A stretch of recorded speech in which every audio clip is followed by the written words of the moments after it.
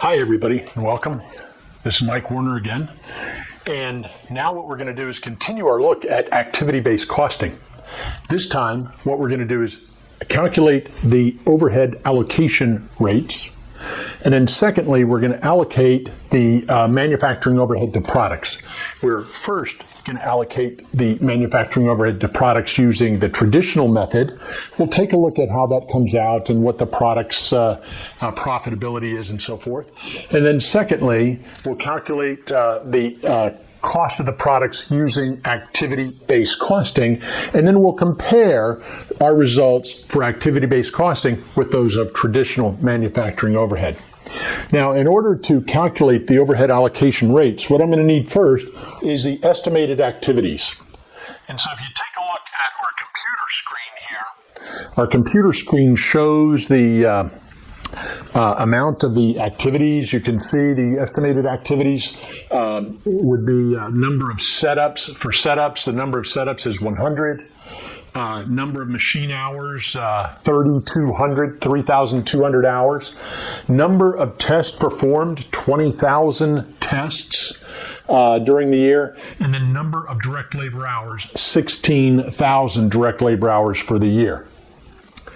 So, okay, now back here to the whiteboard. I've recreated our little table with the activities right here. Just as a note, you've got activities, number of setups, number of machine hours, tests performed, and direct labor hours. It's all right here, so that I can refer to that as I'm calculating the rates. The other thing I want to remind you of is when you're calculating a manufacturing overhead rate, or if you don't know how to do it, to calculate a manufacturing overhead allocation rate, very often called a manufacturing overhead application rate,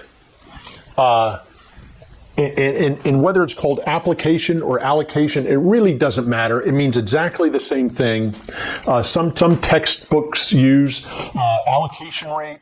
Some of them use application rate. For example, Garrison, if you're studying out of Garrison's management accounting book, he calls it the manufacturing overhead application rate.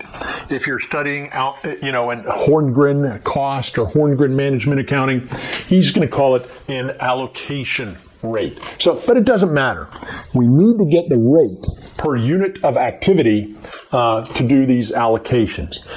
The calculation is annual estimated manufacturing overhead cost, whatever that happens to be, and it's got to be an estimated annual amount, because if you use monthly amounts or actual amounts, they will fluctuate from one month to the next, and your overhead allocation rate is going to be all over the map, and no company wants to do that. You can't use the annual actual amounts, because to do so, you'd have to wait till the end of the year. Nobody wants to do that.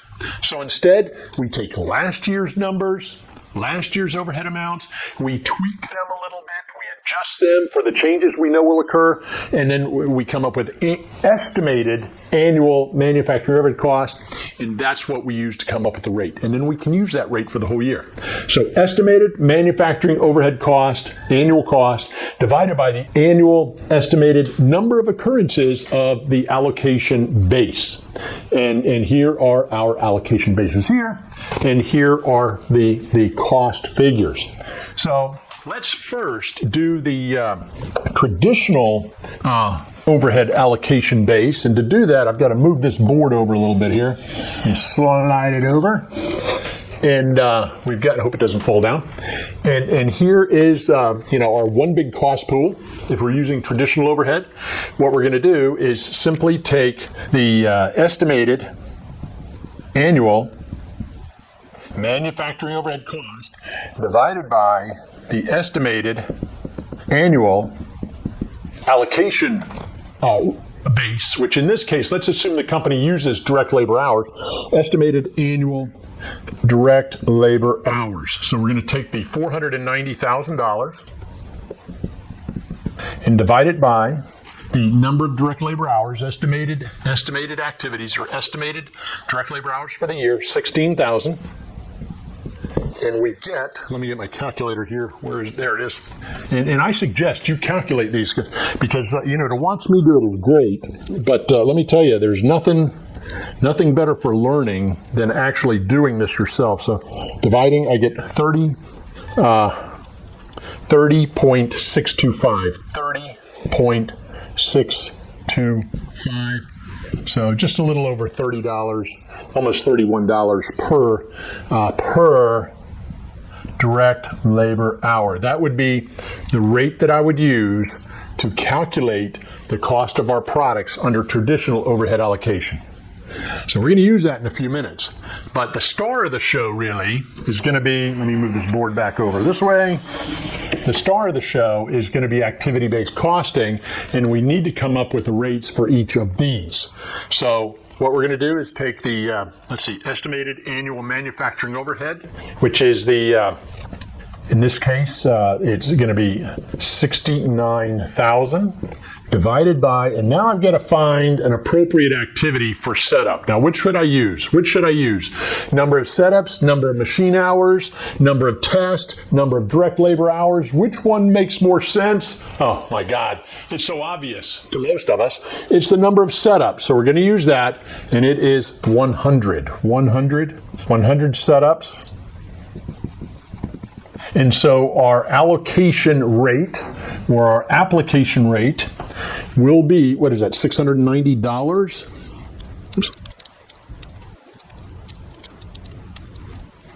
Yes, 600. It's going to be an allocation rate or application rate of $690. That would be $690, Werner. Come on, $690 per setup. And now we do that, so simple. And now we're going to do the same thing with production run cost. We're going to take our $296,000 production run cost and divide it by, which makes more sense? Setups, machine hours, number of tests, number of direct labor hours. Well, what's causing the cost is the number of machine hours. If we're not running the machines, we don't even need the machines. So we're going to divide it by the 3,200 machine hours. And that will give us, 296,000 divided by 3,200. Again, please be doing this. We get $92.50. $92.50 per machine hour. And if you calculated it with me, it helps you remember how to calculate it. You get a little bit of practice. It'll save you some study time later, and it will also save you time, doing the homework. You'll be able to do it faster, for whatever course you're in. So now let's do the quality testing. For quality testing, we've got $49,800. divided by, and now we select the one that makes the most sense, obviously, number of tests, 20,000 tests. So we'll divide by the 20,000 tests, and that will give us, 49,800 divided by 20,000. It's a weird number. $2.49 per test. $2.49 per test. So let me put it down here. $2.49 per test. And I don't really need it up here. Let me get rid of that. And now finally, for our other manufacturing overhead cost, for which we don't have any cost drivers, we couldn't find them. Actually, for this example, it's just to keep the example small and manageable so we can get it done quickly. We're going to take the 75,200 divided by the 16,000 direct labor hours. Let's assume that this company has chosen to use direct labor hours for these other costs. And that will give us, 75,200 divided by 16,000 gives us $4.70. $4.70 per direct labor hour. So we've got all the rates. So we've done a lot. We've done a lot here. We have, in the first video, we took our manufacturing overhead costs and all these different facets of the cost. We've distributed the cost in stage one to the various cost pools we're interested in: setup cost, production run cost, quality testing, other manufacturing overhead cost. Then we've calculated our overhead allocation rates. We've done one here for traditional overhead allocation, so we'll have that when we do the traditional overhead allocation. We have then done the activity-based costing calculations. Here, almost dropped that. The activity-based costing allocation rates. We've got the one for setup cost, one for production run cost, quality testing, manufacturing overhead. So we've got our rates. And now what we can do, the next step is to use these rates to allocate the cost to production. And so for that, we're going to need to take a look at our example. For our example, I have two products that we're going to be looking at. Now, this company makes many, many, many products. They make a bunch of products. The two products we're going to be looking at are the AA1 and BB2. Now, these products were not selected at random. Instead, the sales manager for the company is trying to maximize profits and has selected two products that represents the various types of products they have. Now, the first product, AA1, is a high volume product. In other words, they make a boatload of them. I think they're going to make 10,000 of these units, 10,000 units. So when anybody orders them, they order in fairly large quantity. They're very routine. They're easy to make. They don't really go crazy about the quality of them. They do some quality testing, but not a whole bunch. And so they produce these products, 10,000 at a clip, maybe even more. So AA1 is representative of that type of product. And again, the company's making many more products than AA1 and BB2. They make a whole boatload of them. These are just examples. Then the BB2. The BB2 is a specialized product. Now, why is it specialized? It's specialized in that it's almost identical to the AA1, almost identical, but it may have a different color component to it. Maybe they make them in a little bit different color so that they can sell them to specialty shops instead of through the big box retailer. So they make them a little bit special. And what happens here are these specialty shops that order them, they can't order 10,000. They don't need that many. So they order fewer, maybe a couple hundred, 300, 400, 500 at a time. So the BB2 order is for 500 units only, not 10,000, only 500. Now, in order to make these 500 units, when we sell these 500 units, we have figured out that customers are willing to pay a premium price. So even though they're very similar, almost the same thing as our mass-produced products, since customers are buying just 500 custom-made for themselves for their operation, we're able to charge a lot more money, like $1 more per unit or more. It's a lot more. It's 20%, 30%. It's a lot more. So we're charging a higher price. Now, the reason we're looking at these two products, got to take a look to see which direction we should head with our marketing. Our marketing manager has an idea in mind that will work to increase the profits for the company dramatically. So now let's take a look. Here's what we're going to do. We're going to first go ahead and calculate the cost of the product using traditional overhead allocation, which is what the company is currently using. Like many companies, most companies still use traditional overhead allocation. So this company is still using traditional overhead allocation. We're going to go ahead and use that. Let me get rid of this board here. Move this out of the way. So we're going to be looking at the overhead allocation using this. Very simple. Should only take us a few minutes. So what we'll do, now that we have these rates, I'm going to go ahead and erase these boards. And then we will calculate the cost of these units using traditional overhead allocation. I guess we'll do that up here, AA1, BB2, and then the activity-based costing down here, and then we'll be able to compare. So let me go ahead and erase these boards. And in the meantime, let's take a look at the data for these two products. So let me put that on the screen on my computer. You can take a look, and then we'll be back out here and take it from here.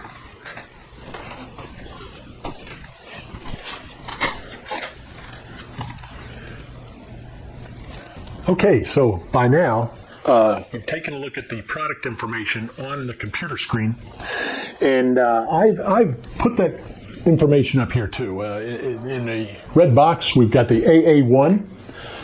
Price is $240, units $10,000, direct material cost $5,000, direct labor $6,400, and then we've got a list of the activities to make the product. How many activities will it take to make the product? We've got one setup, 70 machine hours, 300 tests, and 400 direct labor hours. I just wanted to replicate this here, so as I'm doing the work, I'll be able to look over and see it.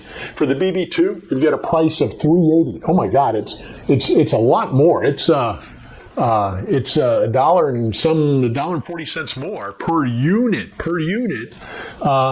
over the price of the AA1.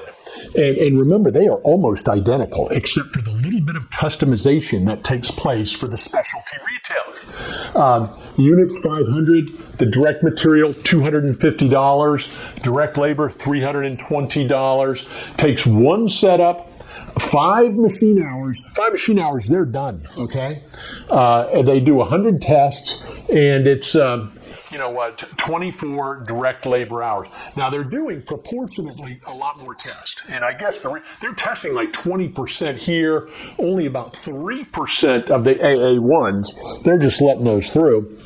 But I guess because it's a specialty product and they're charging so much money, they want to make sure it's right. So they're out of every 500, they're testing 100 of them. So they're testing like 20%, quality testing to make sure they're perfect. So there's a difference here between the two products in two regards. Number one, a difference in volume, definitely a difference in volume, and number two, a difference in what we call complexity. And the difference in complexity here is that we have more quality tests that are done. Anytime you have more devoted to one product than the other, we would say it's more complicated. So the AA1 is a simpler product. It's high volume. And the BB2 is a more complicated product because we're testing more of them, and it's low volume.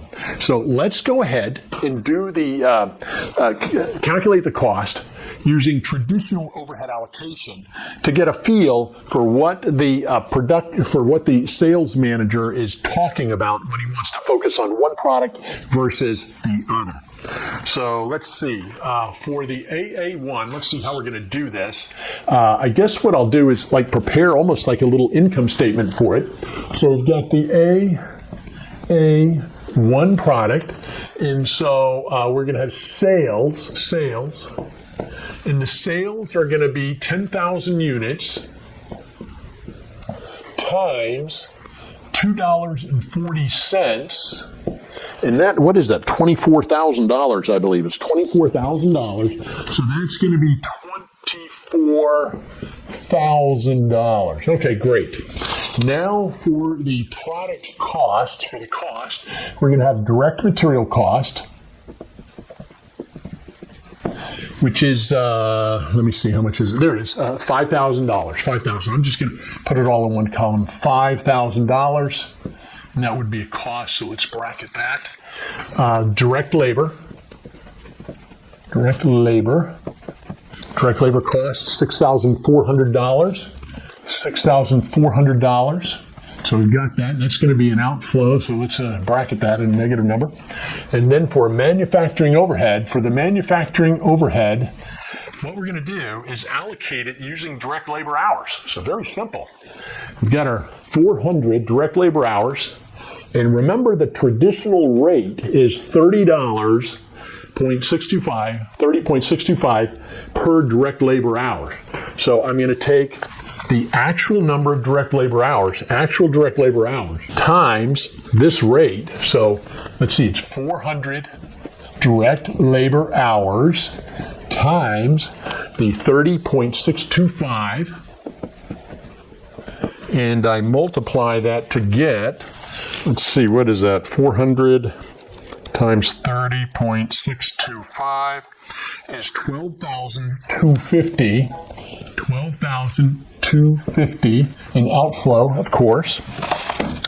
And so let's see, that would give us a total cost, just a subtotal here, the total cost, adding the three cost elements together, we get 23,650, adding the 5,000, the 6,000, and the 12,000, and then subtracting the 23,000 from the 24,000 gives us a gross profit in total of only $350. $350. So subtracting, you're going to get a gross profit of $350. Not much in the way of profit there, is there? You know? Okay. And if we figured it out on a per unit basis, gross profit per unit, just for the heck of it, it would be 350. Let me move this down. Gross profit per unit, which could be an interesting number.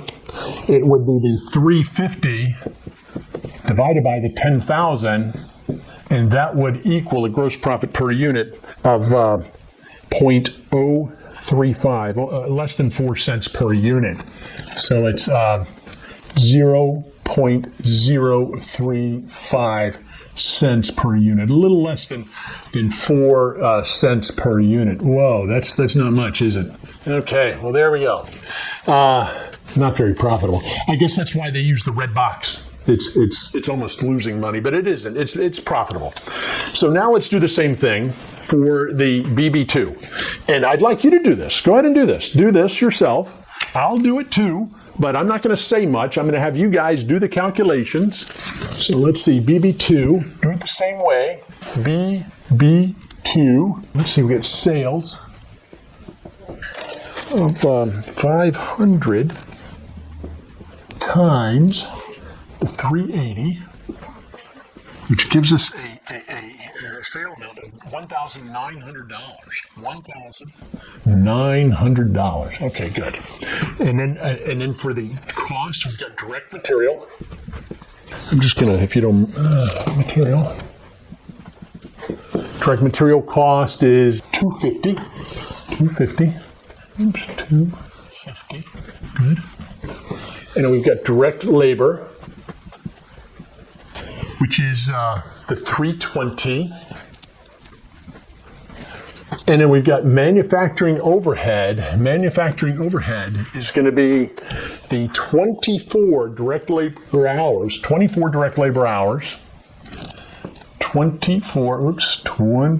my marker didn't write there. 24 direct labor hours times the 30.625. And that gives us overhead of, multiplying it out, it's $735. $735. Oops, $735. And so if we total up the cost, the total costs are 1,305. It's 1,305 for the total cost. And I better put this 23,000 in brackets here, just so we know. 23, and over here it's 1,305 cost. And so that's the total cost. And the gross profit is $595. $595. Well, let me erase that and write it a little bit better. $595. Let's see. $595 is the gross profit. Pretty nice. Pretty nice gross profit for such a few units. I mean, it's only 500 units, but look at the difference in the gross profit. It's 500 units with, almost double the gross profit. It's pretty nice. And in fact, the gross profit per unit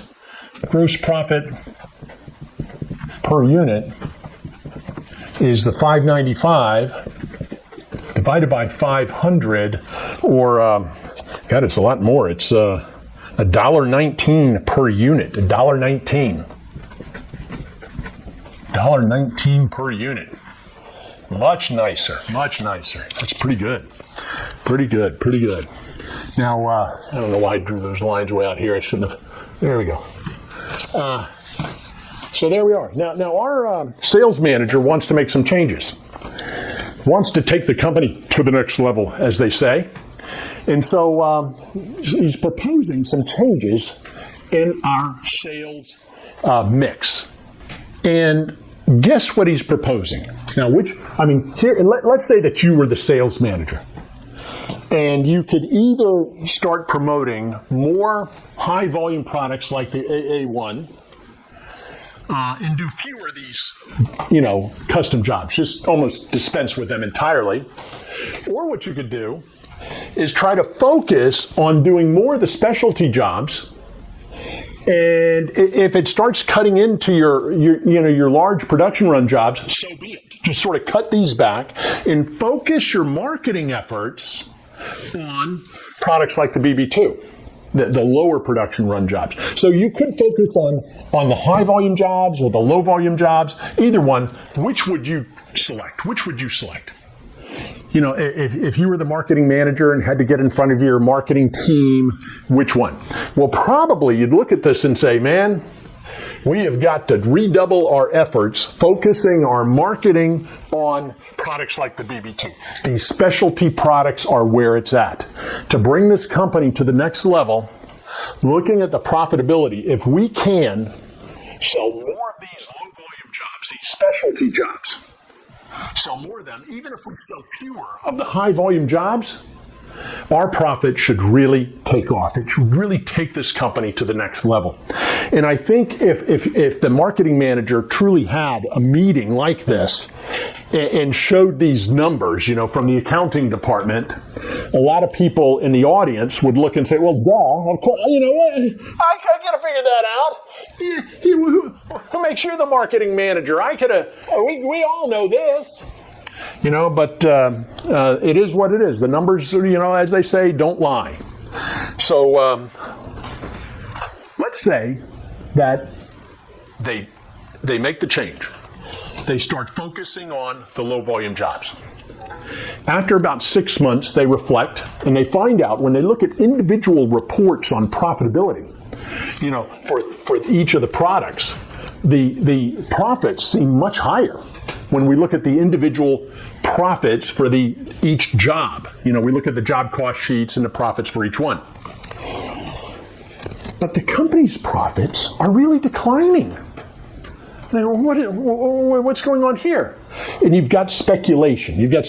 Well, it's the economy. The economy is in a downturn, or maybe it's not doing. Maybe other areas of the economy are doing better, but in our industry, it's just not doing as well. Something. I don't know what's going on, but we are making a good effort, and we're successful at selling more of these low volume products, and still our profits are declining. So they call you in as the consultant. And they say, can you take a look? And you take a look and you say, well, I want to look at these numbers using activity-based costing. So let's look at that next. Let's do the calculations again, this time using activity-based costing. So now, using activity-based costing, let's sort of separate this. It's going to take me a little more room. I may have to squeeze it on this board a little bit. I hate to do that. But I think it's better if we have all of the presentations together.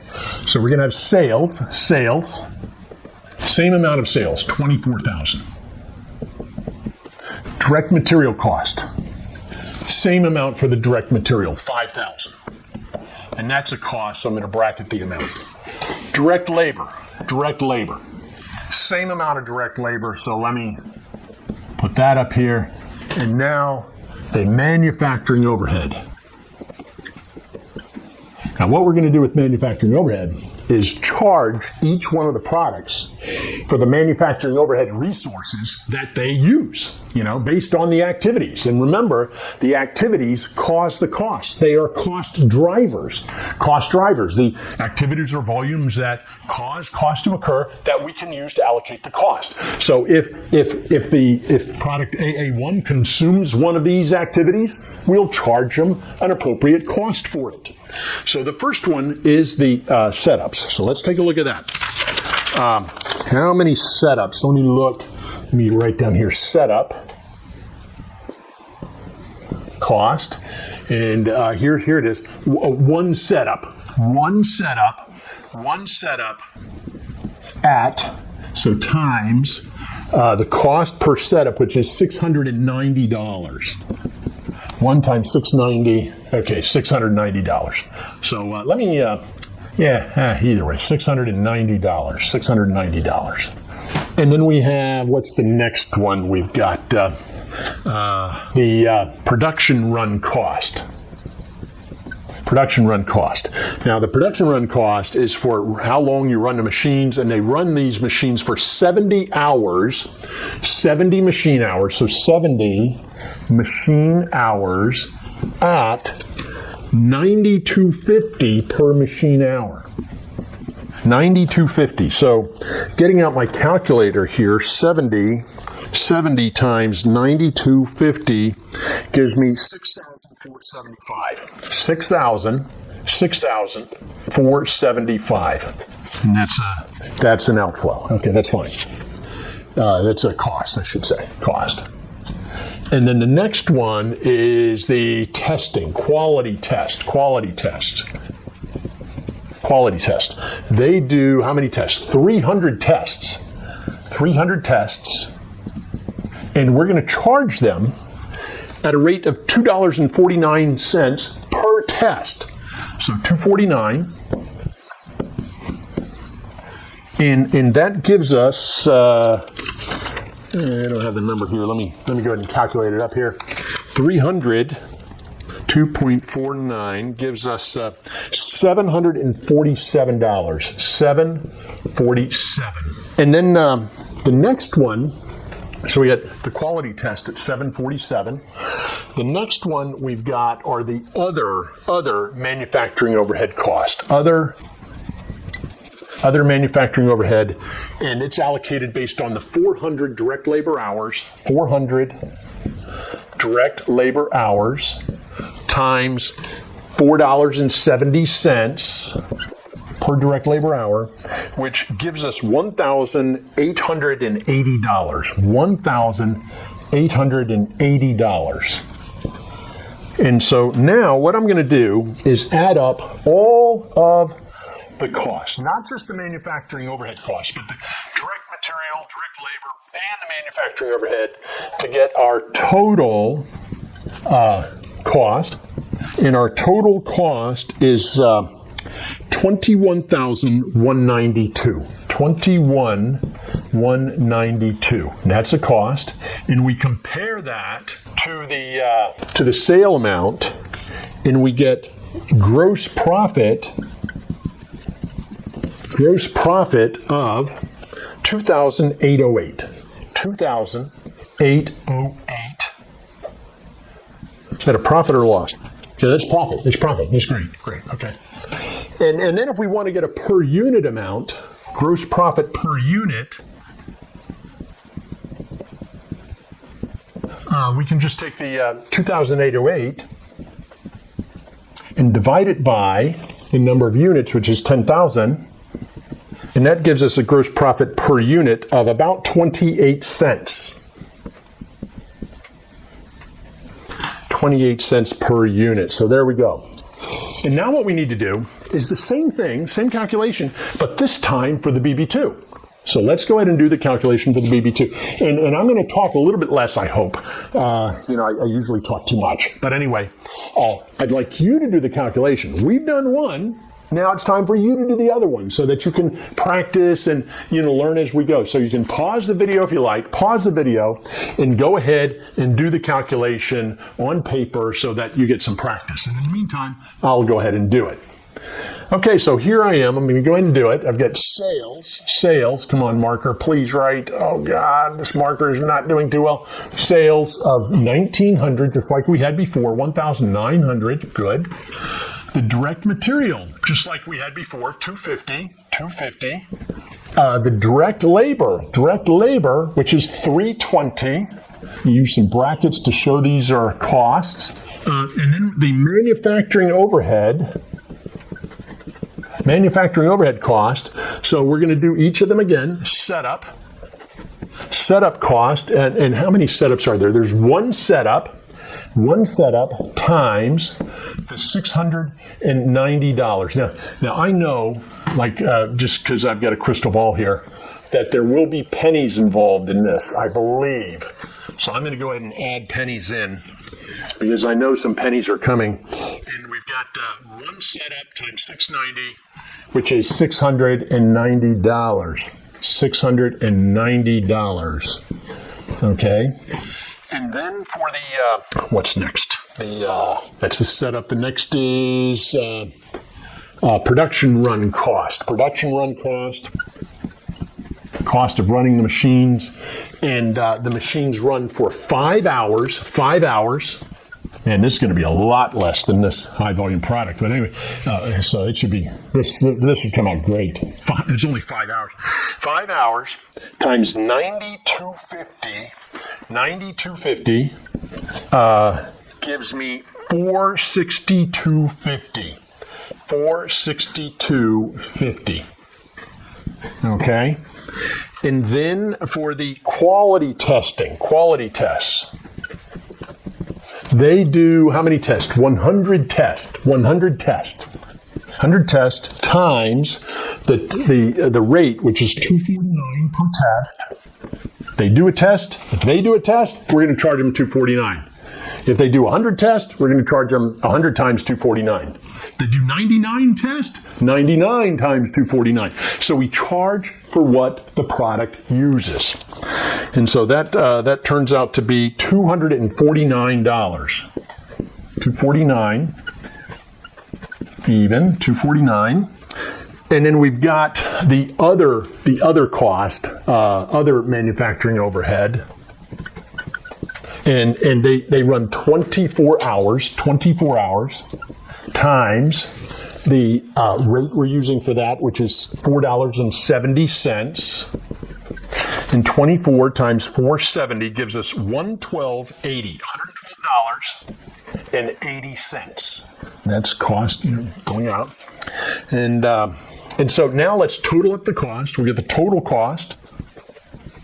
Add all this up to get our total cost, which is $2,084.30.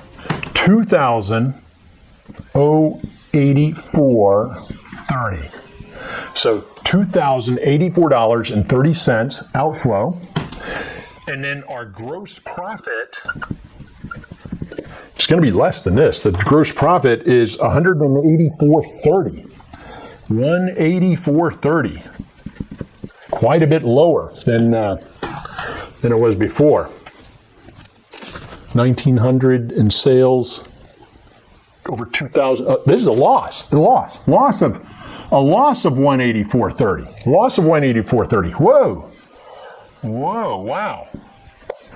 Dollar signs in here and so forth.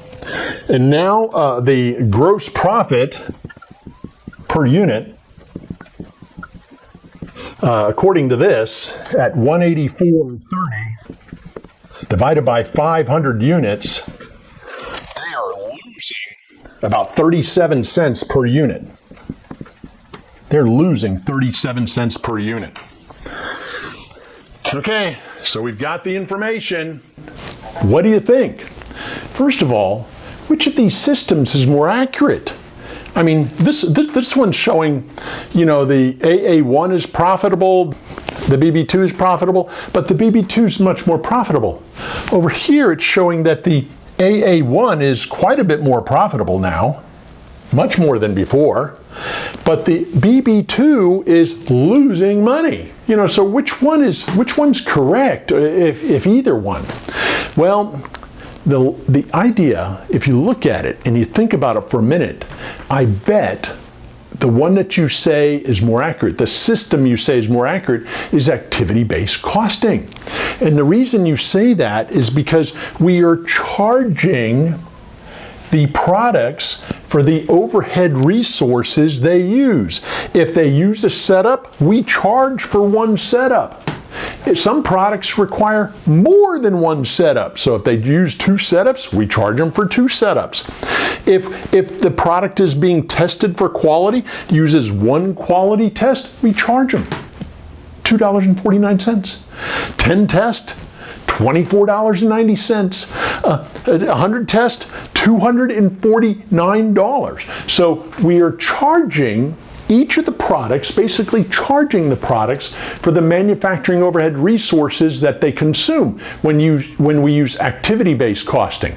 On the other hand, with this traditional overhead allocation, we're just allocating based on direct labor hours and hoping that the correlation between the direct labor hours and the overhead cost is good enough to where the product costs are at least reasonably okay.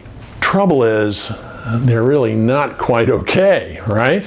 So the company has been focusing on products like the BB2, and what's been happening to the profits? They've been declining like crazy. They've been declining like crazy. So now, let me ask you, if you're the consultant, you're about ready to talk to the managers about your findings, what will you recommend? Pause for effect. What will you recommend? Should we, discontinue the BB2 product?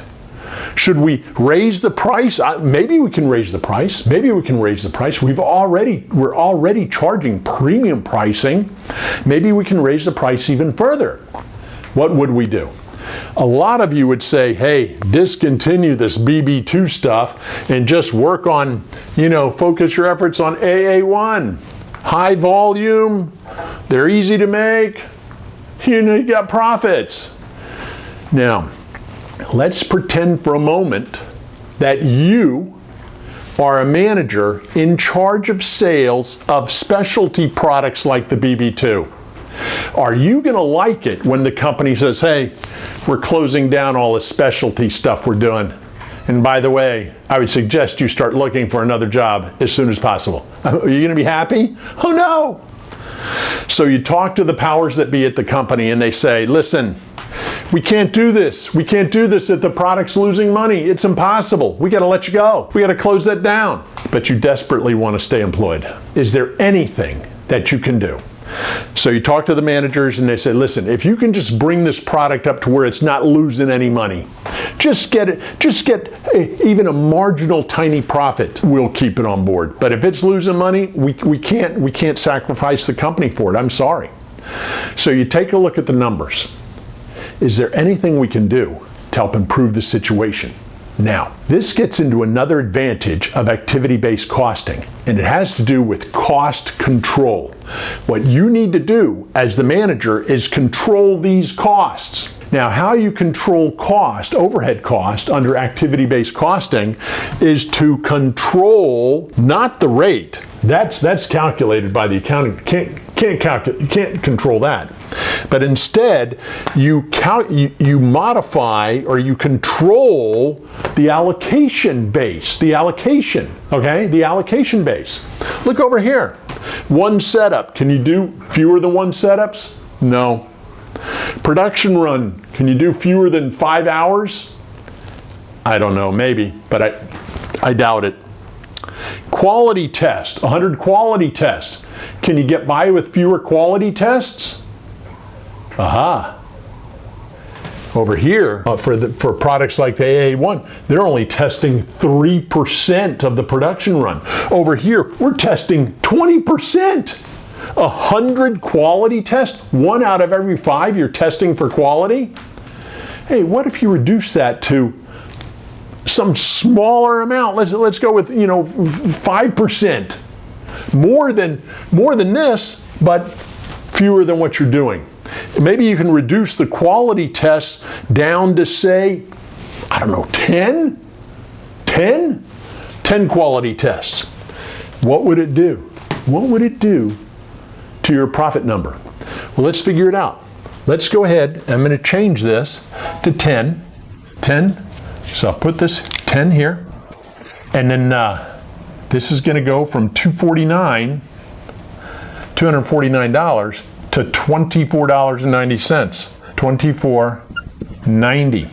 And then the cost figure is going to change. I don't have any of these numbers, so it's going to be sort of a, I'm going to have to recalculate here. Let me go ahead and get rid of all this junk down here. Recalculate. So 10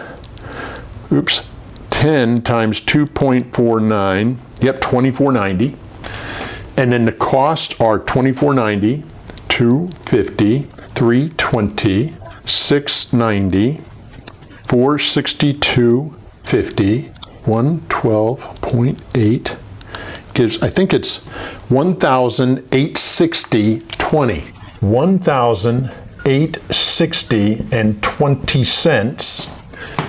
And so, yeah, the $1,860.20 subtracted from the 1900 gives us $39.80. $39.80. Oh my God. And so $39.80, it's not much. $39.80 divided by 500, it's only like 8 cents per unit, but it is a profit. It is a profit. So using activity-based costing, a couple of things happen. Number one, we determine really more accurately what our profitability is product by product, by charging products for the manufacturing overhead resources they use.